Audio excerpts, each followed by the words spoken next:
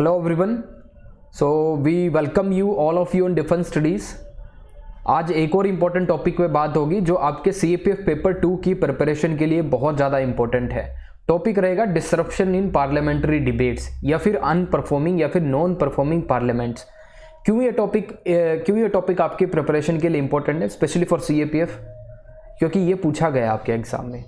आप देखोगे, I will show you किस साल में ये पूछा गया था। It was asked in the year 2018 में ये पूछा गया है। Non performing parliament, unhealthy trend in democracy. 3 इसके अंदर कीवर्ड हैं, एक तो नॉन परफॉर्मिंग पार्लियामेंट, दूसरा अनहेल्दी, तीसरा democracy. How this parliament if the parliament does not perform, तो डेमोक्रेसी के लिए खतरा कैसे है या फिर अनहेल्दी ट्रेंड कैसे है, ये हमें इस पर्टिकुलर टॉपिक में हमें आंसर करना था। देखिए, I will not discuss this particular previous year question. मैंने इसको बहुत अच्छे से, बहुत डिटेल में और विद मॉडल आंसर मैंने आपको डिस्कस किया है। अगर आपको ये पर्टिकुलर वीडियो देखनी है for the perspective of understanding के हम कैसे आंसर राइटिंग कर सकते हैं इस तरह के टॉपिक्स पे, तो मैं इस पर्टिकुलर वीडियो का लिंक इस पर्टिकुलर डिस्क्रिप्शन बॉक्स में अटैच कर दूंगा, तो वहाँ से आप देख सकते हो। इसके साथ ही मैं थोड़ा सा आपको दिखा देता हूँ कि क्या क्या हमने इसमें डिस्कस किया था। Then will move on to our main topic, disruption in parliament.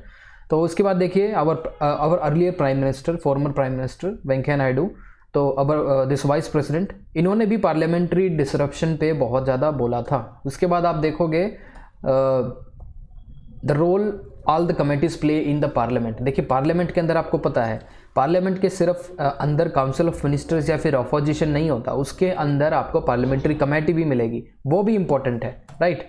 उसके बाद देखिए आप CJI Ramana exposes a major fallout of rushing legislation without debate।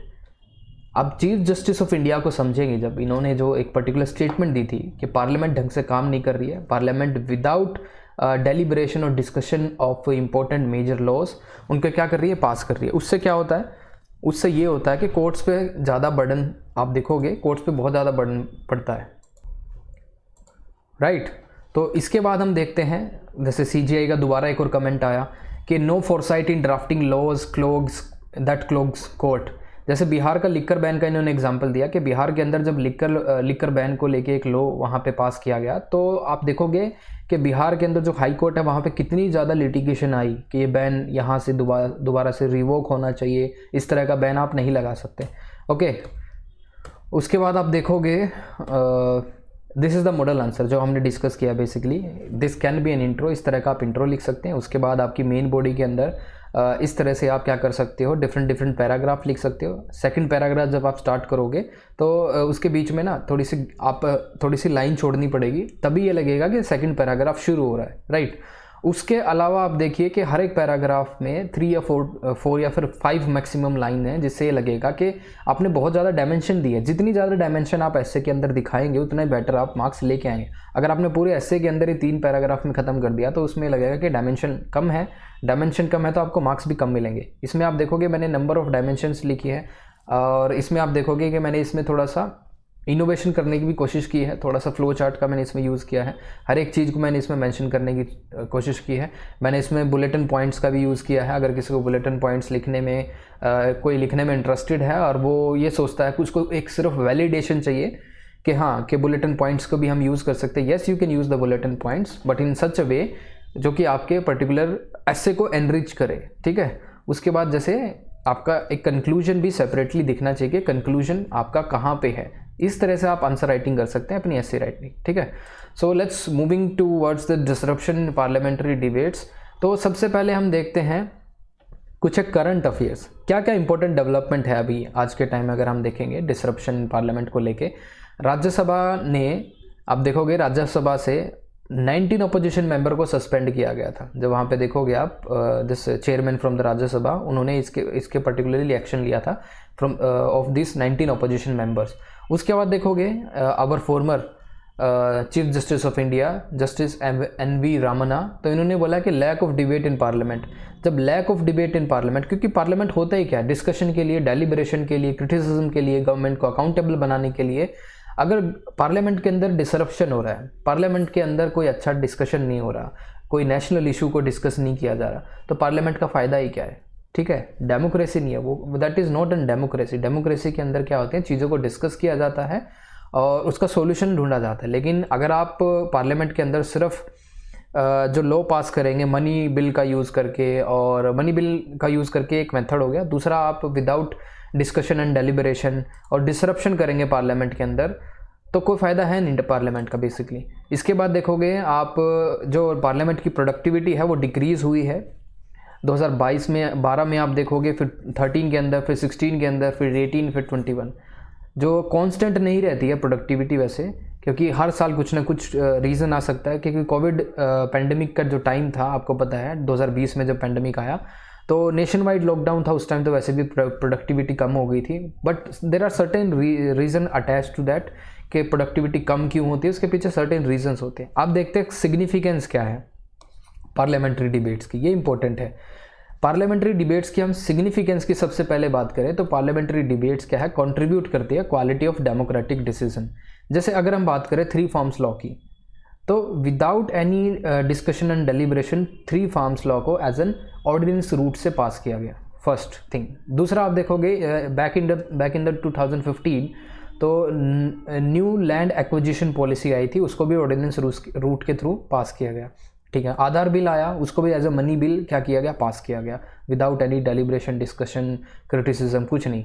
अब और चीज़ें आप ये देखोगे कि काफ़ी जो लॉ आते हैं आज के टाइम में, पहले क्या होता था उसकी स्क्रूटनी होती थी, उसको डिपार्टमेंट रिलेटिंग स्टैंडिंग कमेटी और इस तरह की जो आपकी जो पार्लियामेंट्री कमेटी हो उनको भेजा जाता था, वो उस पर्टिकुलर ड्राफ्ट को स्टडी करते थे, रिकमेंड करते थे काफ़ी चीज़ों को, उसमें आप चेंज कर सकते हैं। जैसे अभी हमने देखना नेशनल टेलीकम्युनिकेशन बिल, ठीक है, टेलीकम्युनिकेशन बिल, उसको क्या किया, विड्रॉ कर लिया। 2 साल तक एक कमेटी ने उसको स्टडी किया, उस पर रिकमेंडेशन किए, उसका क्रिटिसिज्म किया, कंस्ट्रक्टिव क्रिटिसिज्म किया, कुछ एक मेजर रिकमेंडेशन उन्होंने मेंशन किए। बट हुआ क्या, ultimately the government withdraw that particular national this telecommunication bill. लेकिन अब क्या सोच रही है गवर्नमेंट कि दूसरा बिल लेके आएंगे, फिर दोबारा से साइकिल दोबारा क्या होगी, रिपीट होगी। ओके, तो ये सिग्निफिकेंस है पार्लियामेंट का। उसके बाद देखोगे आप कुछ एक जो पब्लिक इंटरेस्ट है, फिर नेशनल इंटरेस्ट है। अगर उन नेशनल इंटरेस्ट को सर्टेन आपके एरिया में कोई एमपी है, ठीक है, आपके एरिया को रिप्रेजेंट करता है, उस कॉन्स्टिट्यूंसी का कोई एमपी है, और आपका जो इंटरेस्ट है वो आपका कोई एरिया का इंटरेस्ट है, उसको कोई ध्यान नहीं दे रहा, ठीक है। अगर उसको कोई ध्यान नहीं दे रहा, उस पर आपको स्पॉटलाइट लेके आनी है कि ये पता लगे कि सभी इस पर्टिकुलर इशू को जाने, इसके बारे में काम करें, तो आप कहाँ उसको डिस्कस कर सकते हैं, you can discuss that particular issue in the parliament. Parliament में जब वो डिस्कस होगा तो आपको पता है हर एक चीज़ को मोबिलाइज कर सकते हैं, मोबिलाइज इन टर्म्स ऑफ जो उसके लिए उस इशू को सॉल्व करने के लिए रिसोर्सेज चाहिए, कमिटमेंट चाहिए, और एडमिनिस्ट्रेशन मशीनरी चाहिए, बहुत सारी चीज़ें उसको हम मोबिलाइज कर सकते हैं। ओके, जब तक वो जो इशू है वो लोगों के सामने नहीं आएगा, सरकार के सामने नहीं आएगा, सेंसिटाइज नहीं करेंगे हम गवर्नमेंट को, तब तक उसका सोल्यूशन होने वाला नहीं है। अच्छा, उसके बाद और देखेंगे आप, it will reduce the burden on courts. अगर पार्लियामेंट अच्छे से काम कर रही है, जैसे CGI Ramanna, former chief justice of India NV Ramanna, तो उन्होंने भी बोला था कि there is a lack of parliamentary debate, ठीक है, lack of quality debate in the parliament. उससे क्या हो रहा है, unnecessary burden on the courts के ऊपर बहुत ज़्यादा बर्डन है ड्यू टू दैट। अच्छा, तो इसके बाद देखोगे आप अकाउंटेबिलिटी। अगर पार्लियामेंट के अंदर अच्छी आप देखोगे डिस्कशन हो रही है, डिबेट हो रही है, तो दैट सेट्स एन अकाउंटेबिलिटी, क्योंकि आपको पता है under article 75 the council of minister is responsible to the lower house of the parliament, ठीक है, तो अकाउंटेबिलिटी भी सेट होती है। बट ये सभी चीज़ें होने के लिए एटलीस्ट साल में पार्लियामेंट को आप देखोगे एक इन 1 ईयर पार्लियामेंट को मतलब इकट्ठा तो होना पड़ेगा, समन तो करना पड़ेगा। लेकिन अगर हम एवरेज वर्किंग डे देखें इन ईयर तो 75 डेज़ का आ रहा है आज के टाइम में, 75 डेज़, ठीक है, पार्लियामेंट सिर्फ 75 डेज़ ही काम कर रही है। This is on an average, current trend ये है। ओके, अब आप देखिए what are the rules and frameworks regarding debate. क्या क्या रूल्स और फ्रेमवर्क है। क्वेश्चन आर एक चीज़ होती है, आपको पता है, क्वेश्चन आर हो गया, उसके बाद एक होता है आपका क्वेश्चन आर हो गया, एक आपका होता है जो 0 आर होता है, ठीक है। These are the different hours और टाइमिंग जो आपको दी जाती है जहाँ पे आप डिस्कस करते हो कुछ इंपॉर्टेंट इश्यूज, ठीक है। तो पब्लिक स्क्रूटनी के लिए होता है ये क्वेश्चन आर। क्वेश्चन आर के बाद होता है आपका 12 बजे से 1 बजे तक 0 आर, ठीक है, that represent the people, okay, that represent the people. उसके बाद बहुत सारे और भी आप देखोगे, there are certain instruments which make the government accountable. क्या हो सकते हैं वो? Adjournment motion. अर्जेंटमेंट मोशन जैसे urgent topic of national interest, that is basically admitted by the speaker, without speaker's permission adjournment motion आ नहीं सकता। तो मोशन भी दो तरह के होते हैं, सेंसर और no confidence motion. No confidence motion और सेंसर मोशन में आपको आपके पेपर 1 के पर्सपेक्टिव से बता दूं, नो कॉन्फिडेंस मोशन आपका कलेक्टिवली काउंसिल ऑफ मिनिस्टर के लिए ही अगेंस्ट मतलब इनिशिएट कर सकते हो, लेकिन सेंसर मोशन जो है आपका इंडिविजुअल मिनिस्टर के अगेंस्ट भी आ सकता है और कलेक्टिव जो काउंसिल ऑफ मिनिस्टर्स हैं उनके हिसाब से भी। उसके बाद आप देखोगे processing of passing A bill. देखो एक बिल पास करने का आपको पता है कि सबसे पहले उस पर डिस्कशन होता है, डेलिब्रेशन होता है, वोटिंग होती है, ठीक है, स्क्रूटनी होती है, बहुत सारी चीज़ें होती हैं। तो ये होता है process of passing A bill. उसके बाद आप देखिए जैसे मैंने आपको बताया था एनुअली एवरेज क्या है पार्लियामेंट की मतलब सिटिंग का 67 डेज। मैंने वहाँ पे 75 कहा था, वो गलत है। सो 67 days annually, this is the present trend. ये आने वाले टाइम में इंक्रीज़ करेगा। क्यों करेगा? क्योंकि कोविड पेंडेमिक के टाइम पे आपको पता है बहुत ज़्यादा डिसरप्शन था, नेशन वाइड लॉकडाउन था और उस टाइम पे पार्लियामेंट की जो सिटिंग है वो नहीं हो पाई थी। अच्छा, उसके बाद आप देखोगे 1952 और 1967 उस टाइम पे आपकी एवरेज रहती थी एनुअली 120 डेज। 16th लोकसभा और 15th लोकसभा और 14th लोकसभा को आप देख सकते हो यहाँ पे डिसरप्शन कितना ज़्यादा हुआ है। तो 16% this time was lost in the disruption, 14 Lok Sabha में 13% एंड दिस 15th लोकसभा में 37% schedule time was lost to the disruption. उसके बाद आप देखोगे एक इम्पॉर्टेंट चीज़ आप कहीं भी कोट कर सकते हो, that is national commission for review of working of constitution, review the working of the constitution. NCRWC एक इम्पॉर्टेंट ये कमेटी बनाई थी जो कि कॉन्स्टिट्यूशन को क्या कर रही थी, पर्टिकुलरली रिव्यू कर रही थी। ठीक है, बहुत इंपॉर्टेंट है NCRWC। ये आपको स्टडी करना चाहिए। जैसे आप देखोगे administrative reform commission, ARC second, ARC first, और उसके बाद आप देखोगे कि डिफरेंट कमेटी और भी बनाई गई। सरकारिया कमीशन आपको पता है, पुंछी कमीशन आपको पता है, राजमनार कमीशन आपको पता है। तो ये भी आपका कॉन्स्टिट्यूशन के अंदर कुछ चेंज करने की बात कह रहे थे ये भी। तो NCRWC जो है ये भी इम्पोर्टेंट कमेटी है और इसकी जो रिकमेंडेशन आप देख सकते हैं कि Lok Sabha should have a sitting of 120 days in a year. 120 sitting होनी चाहिए मिनिमम लोकसभा की, राज्यसभा की 100 सिटिंग होनी चाहिए। तो ये इसकी रिकमेंडेशन है, लेकिन एवरेज आप देखोगे सिटिंग रेट क्या है, 67 days. That is way below this 120 days का जो उन्होंने किया है कि इतना एवरेज सिटिंग डेज होने चाहिए। उसके बाद देखोगे व्हाट आर द इश्यूज और चैलेंजेस हिंडरिंग द डिबेट। क्या क्या वो चैलेंजेस हो सकते हैं? देखिए पार्लियामेंट्री डिसरप्शन। देखिए कोई अच्छी डिबेट होने से वो डिबेट कंडक्ट कराने से पहले क्या डिसरप्शन हो सकता है? देखिए पार्लियामेंट्री डिसरप्शन हो सकते हैं। कई बार मोटिवेटेड होते हैं डिसरप्शन। आप देखोगे कि जानबूझकर गवर्नमेंट को काम नहीं करने दिया जाता। Sometime they are motivated, they may have some political objectives, ये हो सकता है। दूसरा आप देखोगे disorderly conduct by the MPs। MP का भी एक मॉडल कोड ऑफ कंडक्ट होना चाहिए। That is also suggested by the national NCRWC जो मैंने आपसे डिस्कस किया, national commission to review the working of the constitution. इन्होंने बोला जैसे एक मॉडल कोड ऑफ कंडक्ट होता है, हर एक ब्यूरोक्रेट का होता है, चाहे IPS हो चाहे IAS हो, ठीक है, इनका भी मॉडल कोड ऑफ कंडक्ट है, ठीक है, सर्विस रूल के अंदर मेंशन है। लेकिन MP का ऐसा कोई मॉडल कोड ऑफ कंडक्ट है नहीं, तो इनके लिए मॉडल कोड ऑफ कंडक्ट तैयार करने की बात हो रही है। लेकिन तैयार कौन करेगा? They themselves. खुद के गले में फंदा कौन डालेगा? ऐसा होने वाला नहीं है, ठीक है। तो member of parliament often indulge in orderly misconduct. आपने बहुत बार देखा होगा,